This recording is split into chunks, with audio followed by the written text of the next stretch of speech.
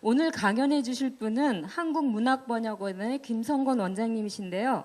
다문화 시대의 한국인이라는 주제로 여러분들에게 말씀을 전해 주실 겁니다. 그러기 전에 재즈 두 곡을 듣고 여러분들 강연을 듣기로 하겠습니다.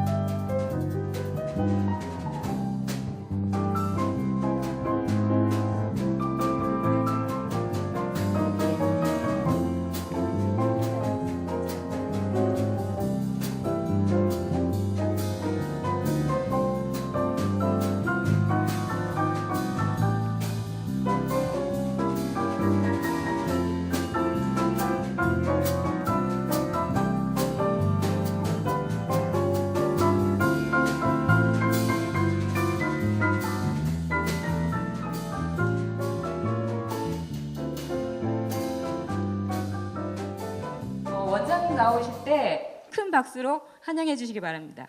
여러분 반갑습니다. 오늘 말씀드릴 것은 세계가 하나가 되는 글로벌 시대라고 하죠. 그리고 세계가 글로벌라이즈 되고 있다고 이야기합니다. 이런 시대에 우리가 한국인으로서 무엇을 생각하고 어떻게 살아야 될지에 대해서 말씀을 드리도록 하겠습니다. 20세기 초에 잘 아시는 대로 모더니즘이라는 사조가 있었어요. 각 분야에 다 해당이 됐습니다. 건축 보시면은 이렇게 고압적입니다. 고층 빌딩 아주 기능적이에요. 필요 없는 공간이 하나도 없습니다. 그리고 위압적이고요. 기념비적이고 초가집이나 기와집은 여기 낄 수가 없어요. 이 사이에 있는 집들이 안 보이는 게 모더니즘 건축의 특징입니다.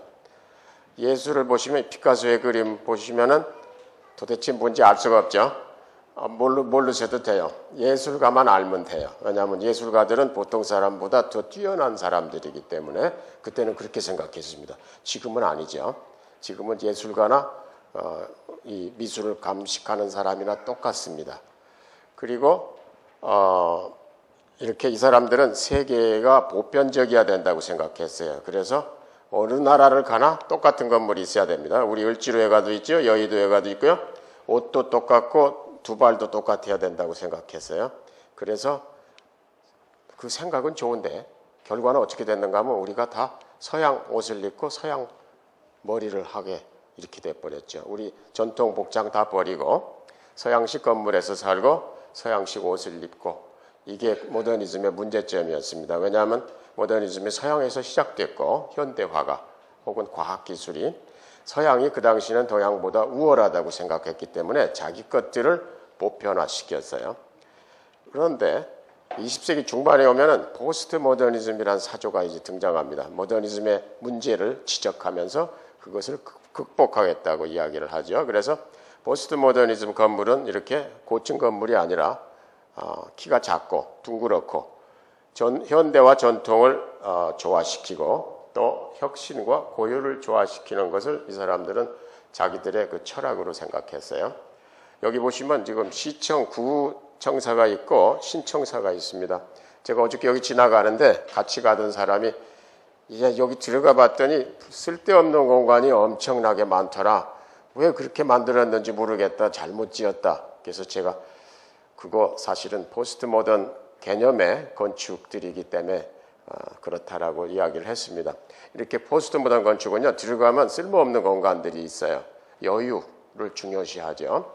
기능보다도. 왜냐하면 사람이 기능만 추구하면 어떻게 되는가 하면 인간성을 잃어버린다고 이야기합니다. 그래서 dehumanize 된다고 이야기해요. 모더니즘 예술은, 건축은 그래서 비인간적이라고 이야기합니다. 왜냐하면 기능, 효율성만 따지기 때문에. 포스트 모던 예술에 오면요, 여기 보시면은 마르셀 듀샹이라는 프랑스 화가가 모나리자에 수염을 그려놓고 자기 작품으로 발표했어요. 이건 원작에 대한 패러디라고 그러죠. 원작이 미처 드러내지 못한 걸 자기가 드러내주겠다. 앤디 워홀이라는 미국의 유명한 팝 아티스트는 이렇게 캔블숲 캔을 자기 작품으로 발표했어요. 그 다음에 메릴린 먼로의 이렇게 사진을 변형시켜서 역시 자기 작품으로. 그 다음에 마르셀 듀샹은 이 변기를 자기 작품으로 발표했어요. 예전 같으면 있을 수 없는 얘기인데 이 사람들은 일상이 우리 예술이다. 예술이 저 위에 따로 있는 게 아니다라고 주장을 했어요. 우리의 삶이 예술이고 우리의 사랑이 예술이다. 예술가만 특권을 갖는 게 아니다라고 얘기했어요. 그래서 맥도날드 건물이 특히 미국의 대표적인 포스트 모던 건축 중에 하나라고 이야기합니다. 자, 그렇게 하면서 1960년대부터 전 세계적으로 세 가지 커다란 변화가 생깁니다. 그 중에 하나는 탈중심적 생각을 하게 됐다. 그리고 주변부를 조명하게 됐다는 겁니다. 여러분, 이 전까지는요, 서양이 중심이에요. 그러나 지금은 아무리 작은 나라라도 다 조명을 받죠. 이게 바로 포스트 모던 인식 때문에 그렇습니다. 그 다음에 둘째는 절대적 진리를 회의한다. 이전에는 우리가 절대적 진리를 절대적으로 믿었는데 지금은 혹시 그게 잘못된 게 아닐까? 그것에 가려진 또 다른 진리가 있지 않을까? 이런 생각을 하게 됩니다. 세 번째 변화는 모든 것의 사물의 경계가 소멸해 가는 겁니다. 이제는 더 이상 옛날 것처럼 예술가, 그 다음에 뭐 이렇게 저자, 독자, 그 다음에 교수, 학생 이렇게 나누지를 않는 거죠. 예전에는 이렇게 단상이 있어서 연사는 높은 데서 이야기했어요. 이렇게 청중은 낮은 데서 듣고 지금은 다 없어졌습니다. 왜? 똑같아졌기 때문에. 여기 보시면 절대적 진리, absolute truth가 상당히 흐릿하지요. 절대적인 게 없다는 거고 right way, wrong way도 이게 확실치 않다는 그런 across boundaries 이런 게 이제 유행처럼 전 세계로 퍼져나갔습니다. 자, 맨 첫 번째 변화, 디센트링이라고 하는데요. 중심에서부터 벗어나는 거. 여러분, 지구는 둥글죠? 우주도 둥굽니다. 저는 늘 어렸을 때 이상하게 생각했던 게 여기서 이렇게 서 있으면은 그건 이해가 가는데 여기 서 있으면은 이게 어떻게 안 넘어지느냐. 여기 서 있으면 거꾸로 있는 게 아닌가. 이렇게 해서 선생님을 상당히 괴롭혔어요. 둘째, 지구는, 우주는 둥글기 때문에 위아래가 없습니다. 어디든지 다 위가 돼요. 어디든지 다 아래가 될 수 있고.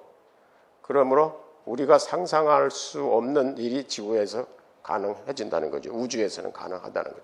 여러분, 스타워즈 같은 영화 보시면요. 우주선이 이렇게 쭉 가다가 우주를 나르다가 이제 어떤 별에 착륙하는데 위로 갈 줄 알았는데 이 우주선이 밑으로 가서 착륙하는 게 보이는데 착륙하면서는 거기가 위가 돼요. 그러니까 우리 생각으로 위아래를 따지지 말라라는 게 아마 그 조물주에서 섬길 거예요. 자, 여러분 여기 센터가 있어요? 없어요. 주변이 있어요? 없어요. 그런데 인간이 어리석게도 자기가 스스로 센터라고 생각하죠. 그래서 여러분 한국, 일본을 영어로는 far east라고 그러죠. 극동. 그 다음에 중간쯤 있으면 middle east. 가까이 있으면 near east, 근동 그래요. 자, 이 세 가지 단어는 자기를 센터라고 상정했을 때 가능한 거죠. 센터는 유럽입니다. 유럽서 보면 우리는 far east예요. 중동은 middle east. 우리는 유럽을 far west라고 않죠. 그래서 우리가 사실 훨씬 더 훌륭한 사람들입니다. 우리를 센터라고 생각하지 않았기 때문에. 니콜 키드만이 나오는 디아더스라는 영화 보셨어요? 꼭 보셔야 됩니다. 이 영화를 보시면 아하, 엄청난 걸 깨닫게 돼요. 제가 스포일러가 될 수 없어서 지금 스토리를 말씀을 못 드리니까 직접 보셔야 됩니다. 우리가 타자를 싫어하고 두려워하지만 사실은 타자도 우리를 두려워하고 또 우리를 싫어할 수 있다는 깨우침을 이 영화는 우리한테 줍니다. 자, 그냥 가볍게 우리가 생각할 때요. 그 서울대학에서 그런 얘기 많이 해요. 공대 교수, 자연대 교수 만나면 야, 공대 교수는 오븐을 발명하는데 그다음에 이제 자연대 교수는 과학자는 라면을 발명하고 해서 만들어주면 인문학자는 맛있게 끓여 먹은 다음에 불평만 한다라고 이야기를 하죠. 근데 이게 그래서 예전에는 인문학을 주변이라고 생각했어요. 공대 자연대 너희는 뭐 하는 데냐 라고 했는데 지금은 이것도 똑같이 중요하게 취급합니다. 왜냐하면 공학자, 자연과학자는요 이게 영양가라든지 무슨 그 패스트푸드의 문제점이라든지 하는 것을 생각할 여유가 없어요. 계속해서 발명을 해야 되기 때문에 그걸 지적해 주는 건 인문학자가 해야 됩니다. 또 사랑이 무엇인가? 생물학자한테 물어보면요. 종족을 보존하기 위해서 만나서 결혼해서 사는 거다. 아무리 아름답게 포장해도 맞는 말입니다. 그 다음에 과학자한테 물어보면 그거 호르몬 작용이 그거요. 근데 실제로 사랑에 빠지면요. 여러분 특정 호르몬이 나옵니다. 그래갖고 엄청나게 이쁘게 보여요. 상대방이. 그래서 뷰티 앤드 비스트 커플이 생기는 거예요. 이해가 안 되는 커플들이 탄생하지 않습니까? 특정 호르몬입니다. 그 다음에 공학자한테 물어보면요. 그건 존기자극이야. 근데 사실입니다. 여러분 사랑하는 두 사람 사이 혹시 지나가 보신 적 있으세요? 저는 한번 감전된 적이 있어요. 얼마나 강렬한 전기가 방전이 되는지요. 뭐 사실입니다. 법학자한테 물어보면요. 사랑은 logical fallacy, love is a fallacy예요. 논리적 오류입니다. 도저히 설명이 안 되는 부부가 탄생하거든요. 그래서 부모가 그렇게 반대를 해도 안 됩니다. 남녀 관계에 있어서는 자식 이기는 부모가 없어요. 논리적으로 설명이 안 돼요. 사랑은 논리를 초월합니다. 그래서 이것도 맞는 얘기예요. 인문학자한테 물어보면 저 같은 이제 이 아름다운 말이 나오죠. 사랑은 영원하고 아름답고 뭐 그대의 눈은 호수 같고 이게 뜬구름 잡는 소리 같은데 그러나 이게 없으면 얼마나 삭막합니까? 여러분 그거 종족 보존하기 위해서만 결혼하는 건 아니죠. 그죠? 호르몬이 나와서 사랑하고 결혼하는 것만은 아니에요. 자, 두 번째 절대적 진리라고 하는 걸 우리가 그동안 믿었어요. 그런데 가만히 보니까 정권이 바꿔지면 절대적 진리를 믿었던 게 허위로 드러나는 게 많아요. 그죠? 그래서 프랑스의 미셸 푸코라는 사람은 이런 유명한 말을 했어요. 진리라는 건 아무것도 아니고 당대의 권력과 지식이 담합하면 진리가 만들어진다. 그래서 독재자들은 늘 지식인을 데려다 장관을 시켰어요. 왜냐하면 지식과 권력이 힘을 합해야 진리가 나오기 때문에. 그래서 이 사람은 여기 재밌는 책들을 많이 썼어요. 감옥의 탄생, 혹은 문명과 야만, 병원의 탄생. 이 사람 이런 얘기를 했어요. 문명이란 뭐고 광기란 뭔가. 싸움에서 져서 권력을 뺏기면 광기가 되고 비정상이 되고 야만이 되고 권력을 가지면 그게 문명이 되는 거다. 사실은 얼마든지 바꿔질 수 있다. 정상과 비정상이라는 게 우리가 임의로 선을 그어놓는 거지 사실은 우리가 비정상일 수도 있다. 새로운 깨달음이죠. 또 이 사람은 병원과 그 형무소 역사를 책으로 쓰면서요. 간수하고 의사가 막강한 권한을 갖지, 그죠? 그리고 병원에 가면 막 요즘은 안 그러지만 옛날엔 반말 썼어요. 환자한테. 간수도 그렇고요. 왜 그게 가능해요? 간수하고 의사는 환자에 대한 지식을 갖고 있어요. 죄수에 대한 지식을 갖고 있어요. 이 사람이 왜 들어왔고 뭘 잘못했고 환자는 어디가 아프고 그 순간 권력이 생겨요. 그래서 꼼짝 못하게 됩니다. 그래서 지식과 정보를 차단하면 이 세상에는 권력이란 건 없어요. 지금 우리가 이렇게 민주화된 것도 정보를 차단할 수 없어서입니다. 북한이 두려워하는 것도 그거죠. 정보가 퍼져나가면 지식이 퍼져나가면 특권을 가질 수가 없어요. 권력을 행사할 수가 없습니다. 자, 여러분 잘 아시는 다빈치 코드, 다빈치 코드 같은 댄 브라운의 소설이 바로 그런 거죠.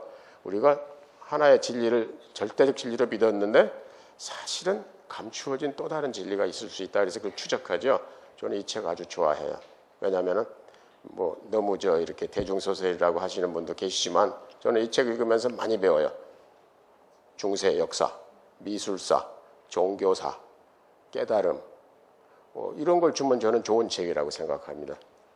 그리고 오르한 파묵의 노벨상 받았죠. 터키 작가 My Name is Red, 내 이름은 빨강도 그런 소설입니다. 추리 소설인데 전통과 현대 화가들이 격돌해요. 궁중 화가하고 터키 화가하고 서양식의 화가하고 그러면서 살인 사건이 일어나고 살인의 해석도 아주 재미있는 책입니다. 프로이드하고 융에 대한 소설인데요.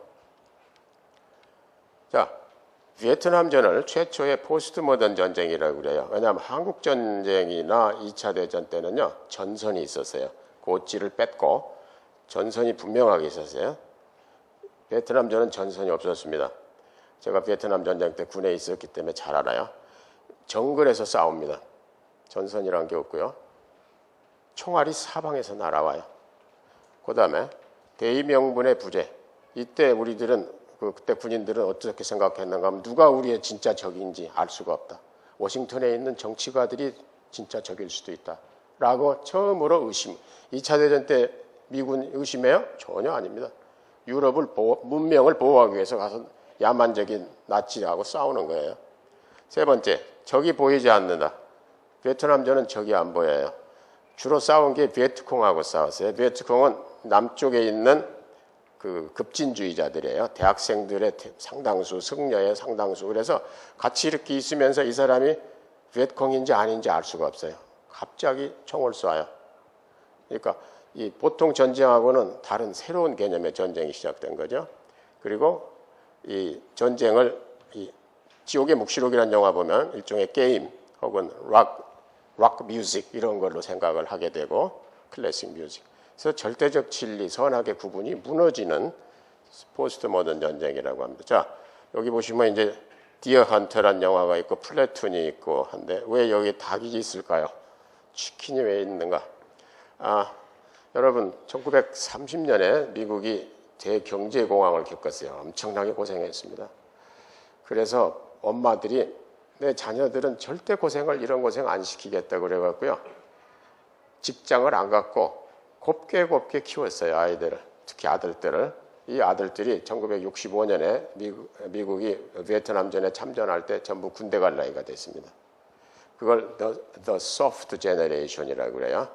얘들을 갖다 놓으니까 슈퍼마켓에서 이렇게 비닐에 싸진 치킨 사다가 집에서 엄마가 요리해 준 거 먹은 세대, 피라고는 구경을 못한 세대가 갑자기 팔다리 떨어져 나가는 시체들을 보고 기겁을 했죠. 그래서 미군들이 잘 싸우지 못했습니다. 한국군은 가서 열심히 싸웠어요. 잘.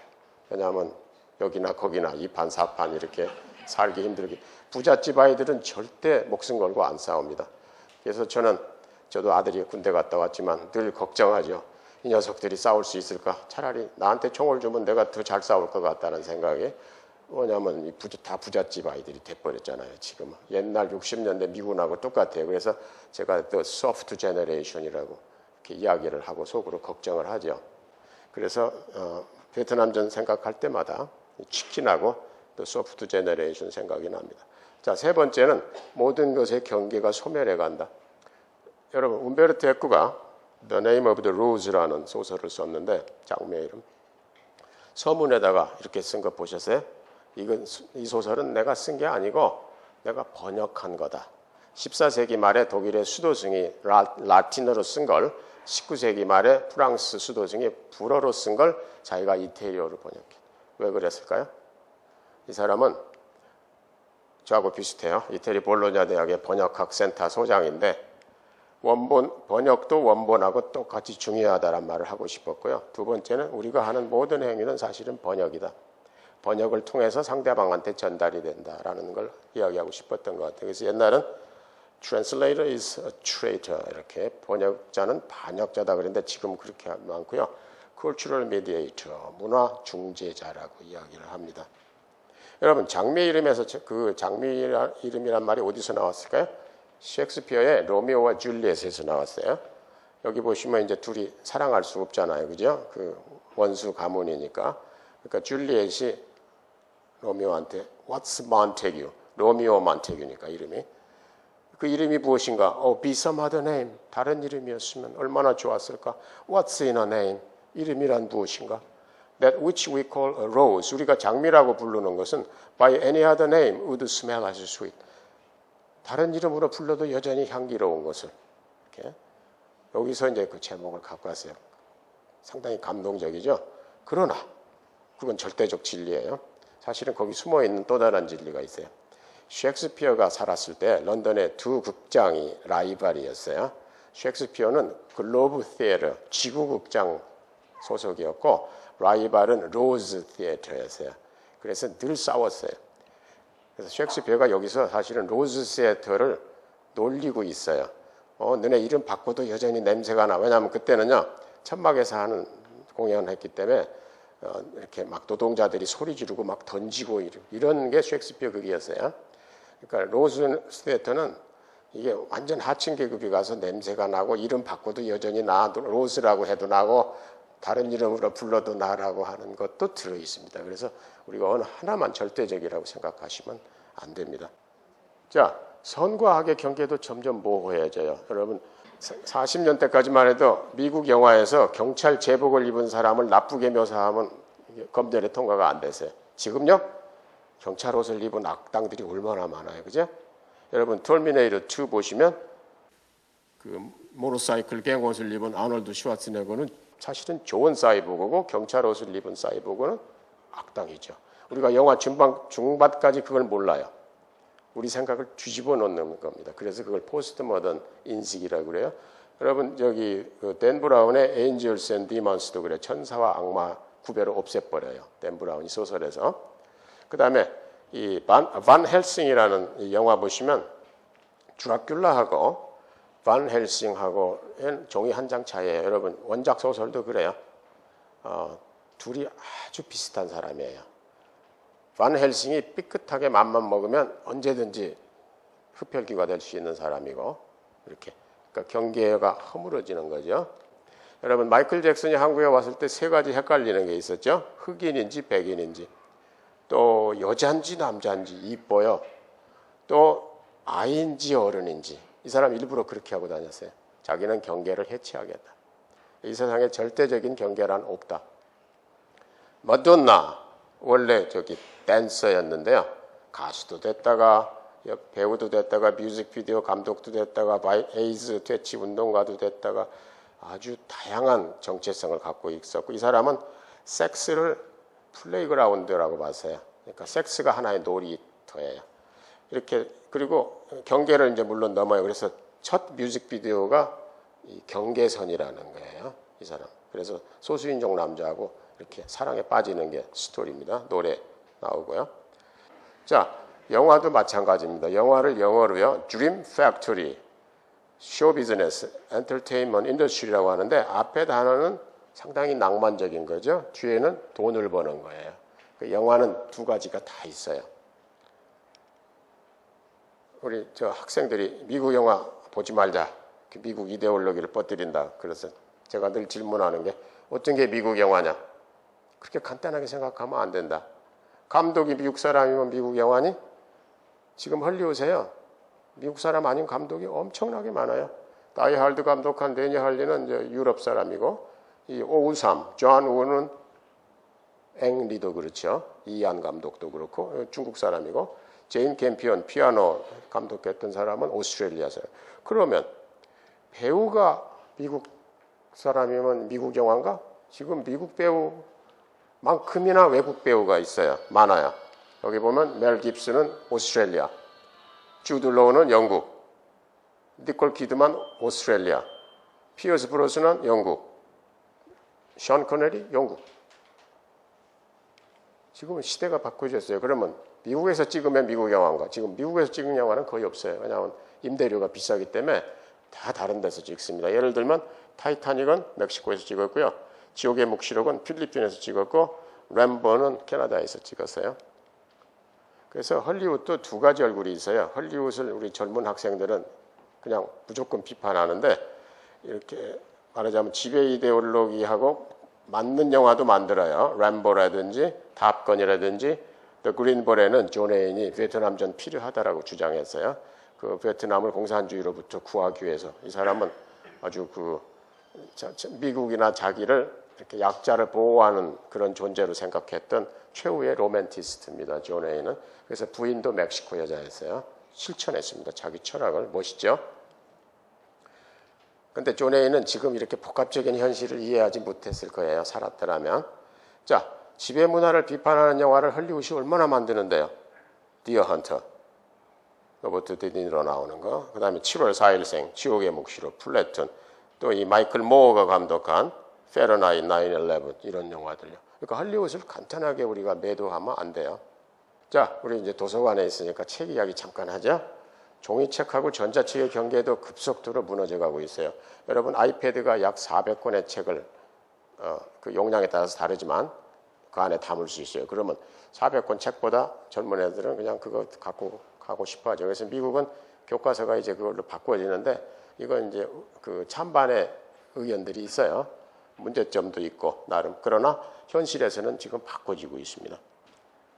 아이패드가 책을 대체하고 도서관을 대체하고 있는 것만은 사실이고요.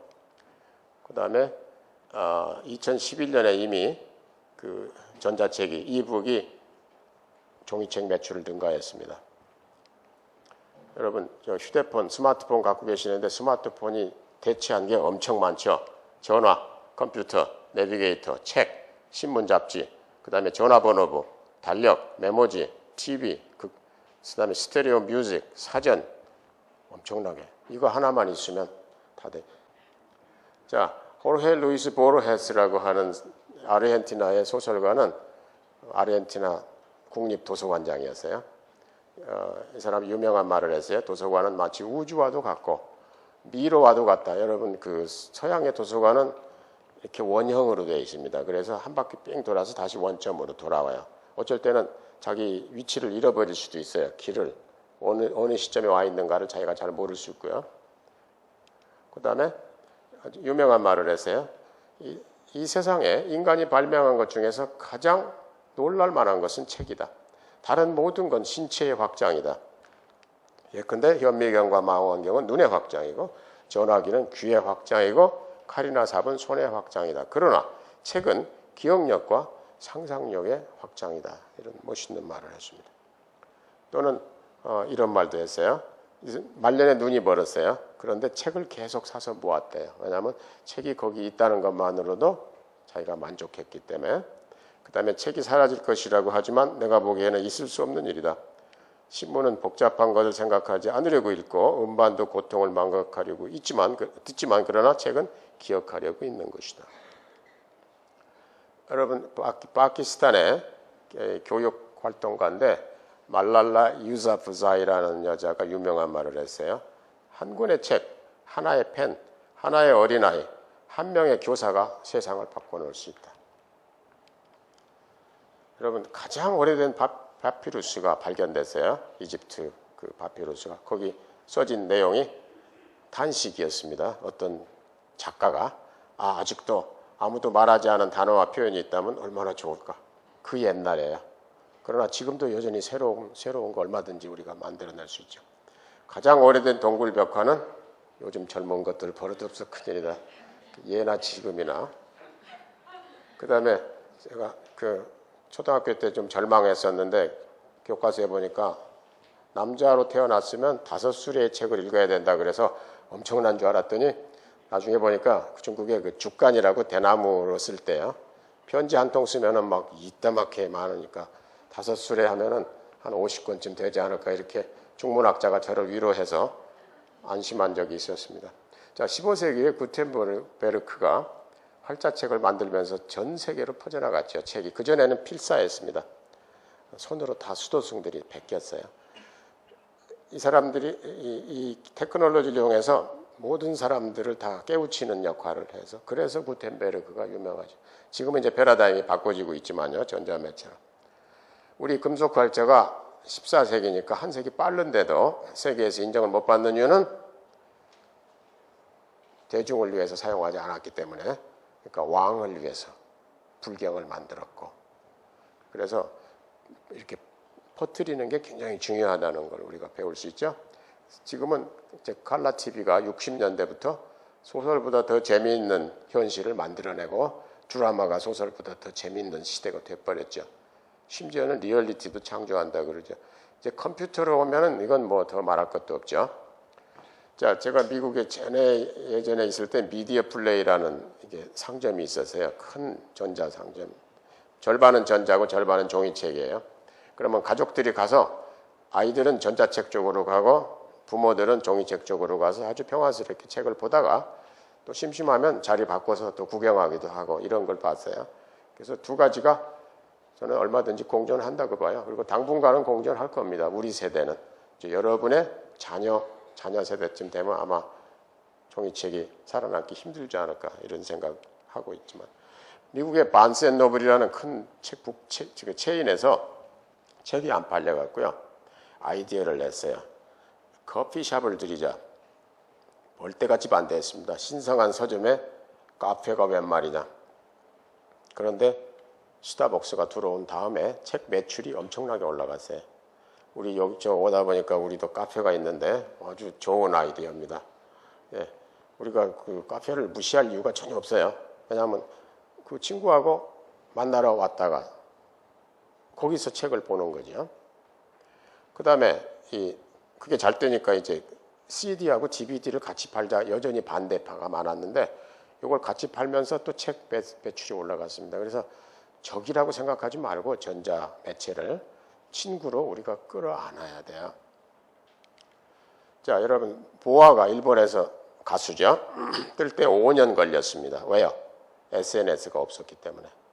지금 싸이는요 하루아침에 전 세계로 퍼져나갑니다. 유튜브에 올라가면 좋아하면 다 트위터하고 페이스북으로 날려가지고 이렇게 시대가 변해버렸어요.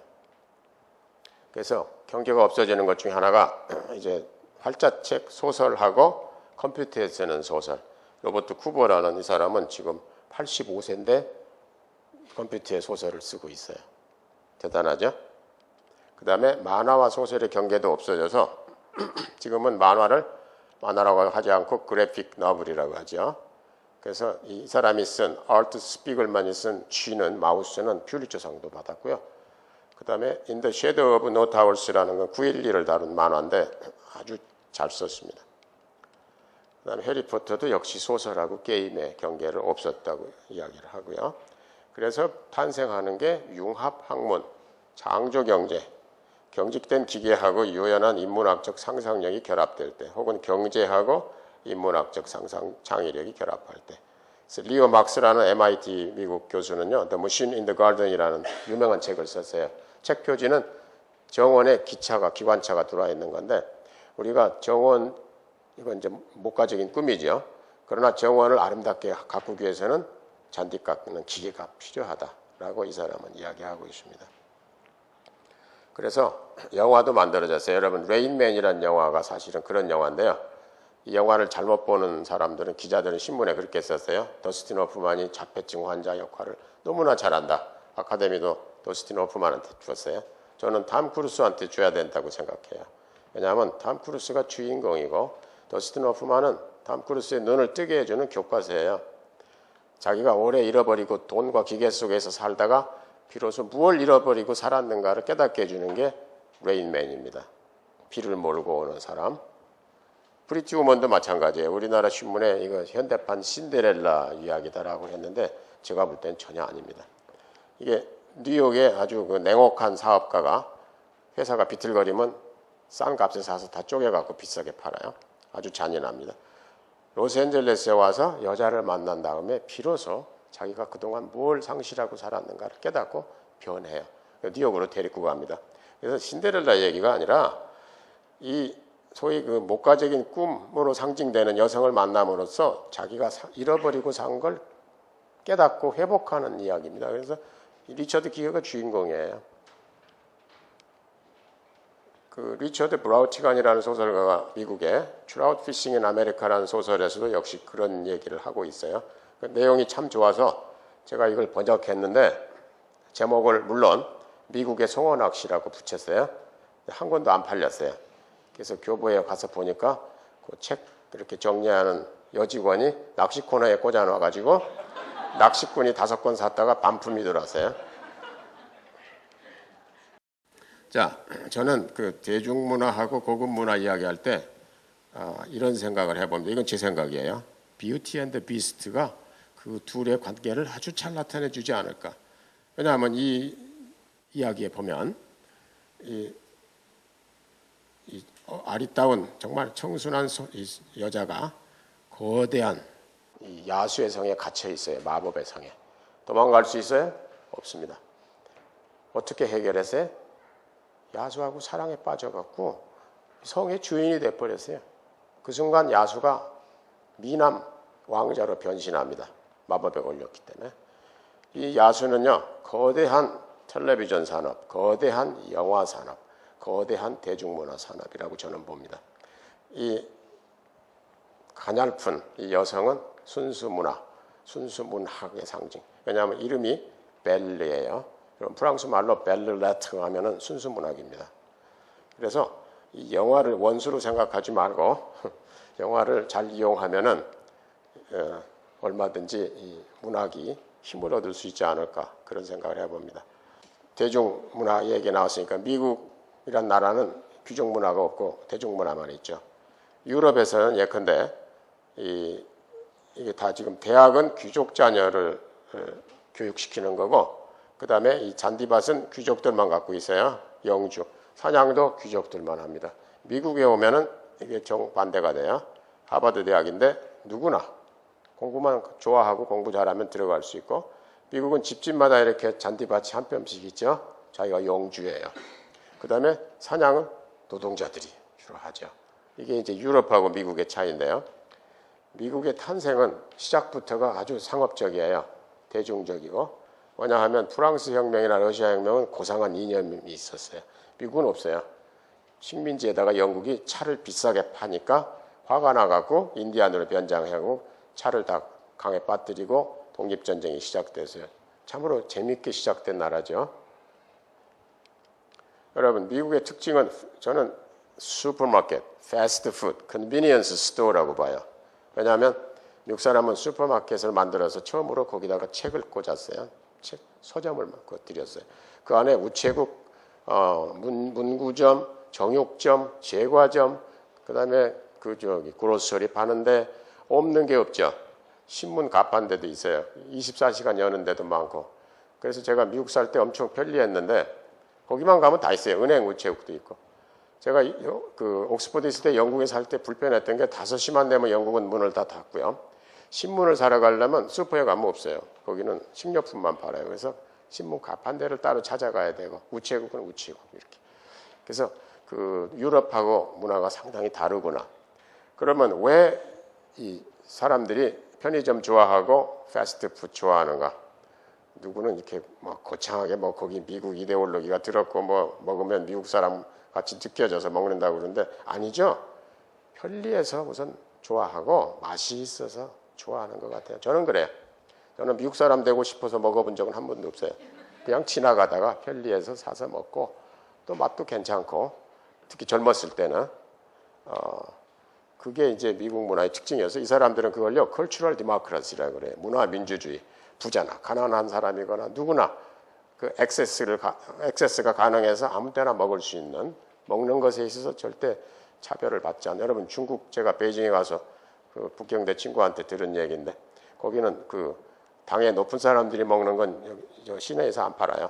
그건 무공해 식품으로 따로 구할 수가 없습니다. 일반 사람들은. 자, 그래서 미국 문화는 본질적으로 대중문화고 자기네들 건 하나도 없어요. 전부 해외에서 갖고 왔죠. 햄버거는 독일의 함부르크, 핫도그는 독일의 소세지, 피자는 이탈리, SF는 영국 건데 갖다가 자기들이 스타월스, 스타트랙 만들어서 돈 다 벌죠. 햄버거 자기들 거 아닌데 제일 많이 파는 게 미국의 핫도그하고 맥도날드하고 버거킹이죠. 팝 뮤직도 자기들 건 아닌데요, 원래. 자, 문학과 영화 이야기 아까 계속해서 좀 하면요. 독일의 요하임 페이라는 사람은 절대 영화를 두려워하거나 적대시하지 말아라, 문학은. 왜냐하면 영화는 마치 잠자는 미녀를 깨우는 왕자와도 같아서 아무도 읽지 않고 잠들어 있는 문학작품을 깨워서 읽게 만든다.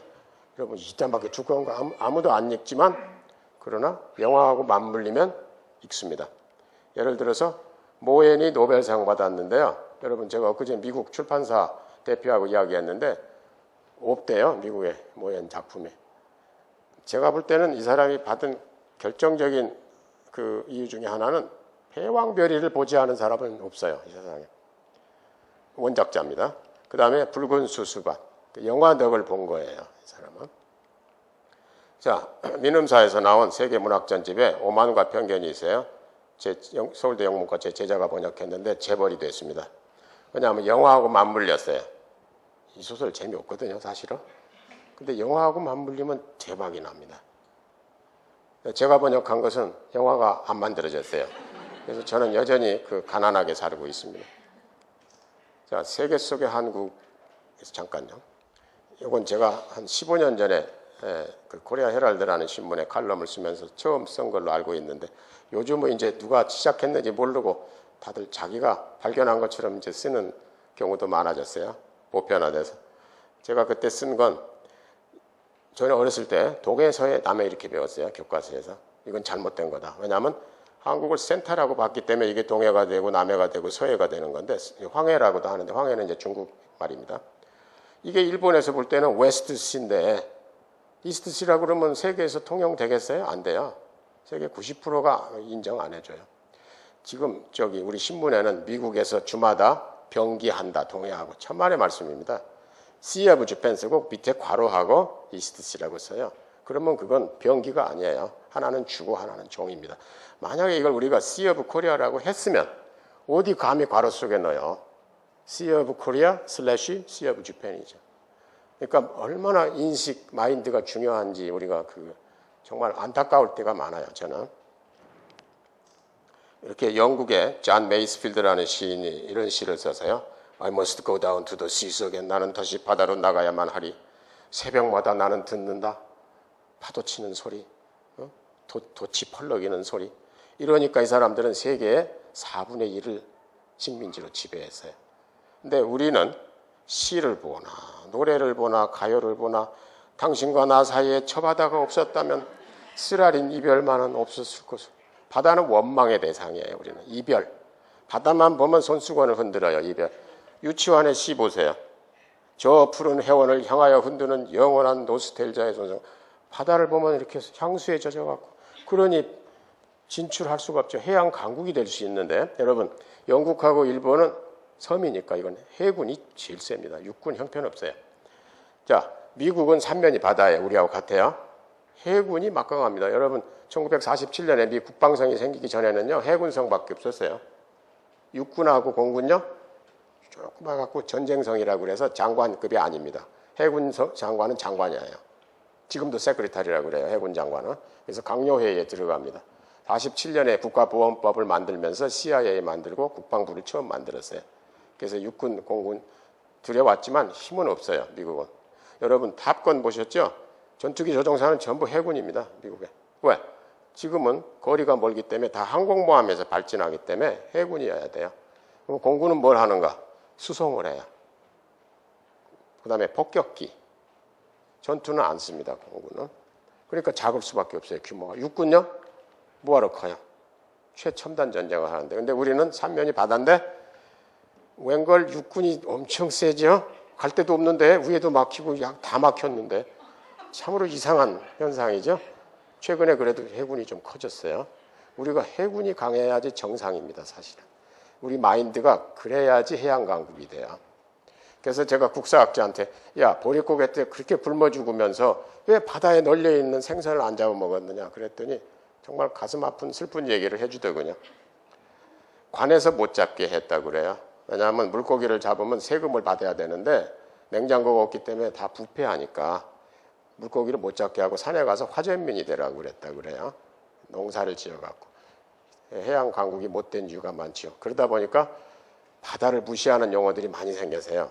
무슨 뭐 섬놈, 무슨 뭐 뱃놈 이렇게 육지놈이라고는 않죠. 그러니까 누가 바다로 나가려고 하겠어요. 여러분 또 한 가지 우리가 아셔야 될 게 우리가 생각하는 거하고 다른 나라 사람이 생각하는 게 다르다는 거. 예를 들면 제가 미국서 몇 대학에서 6년 동안 교수할 때 한국 문학을 좀 가르쳤어요. 그때 정광용의 꽃빛단리를 읽히고 페이퍼를 쓰라고 그랬더니 한 학생이 깜짝 놀랐어요. 우리는 이 사람이 나쁜 사람이거든요. 꽃빛단리가 기회주의자고 일제 때는 일본어 배우고 그 다음에 북한에 살았으니까 러시아군이 내려올 때는 러시아 배우고 소련군이 올 때 그 다음에 남으로 내려와서 영어를 배우고 이런 식으로. 그런데 얘가 쓴 글에 의하면 자기가 볼 때는 이 사람은 아주 능력 있는 사람이다. 정부가 국가가 아무것도 못 해줄 때 이 사람은 살아남았지 않느냐. 당연히 일제 때는 일어를 배우고 소련군이 오면 러시아 배우고 미 군정 때는 영어를 배워야 되지 않느냐. 저 깜짝 놀랐어요. 그렇게 생각하는 사람들도 외국에 있다. 자, 이건 제가 이제 미국에서 독후감 대회 한국 문학 작품 읽히고 미국 아이들이 쓴 걸 이렇게 그 수상작을 뽑을 때 발견한 건데요. 이 나무꾼과 선녀 얘들이 생각하는 건 이런 거예요. 우리하고 많이 달라요. 자, 사슴이 저를 구해줘서 나무꾼이 고마웠으면 지 녹용을 줘야지 왜 남의 여자의 신세를 망치느냐 이렇게. 그 다음에 여자가 목욕하는 걸 절대 남자는 봐서 안 된다. 그 다음에 왜 이 나무꾼은 감정적으로 행동을 하는가? 이성적으로 하지 않고 왜 애 셋 날 때까지 날개옷 주지 말라고 그랬는데 왜 둘 낳았을 때 줬느냐?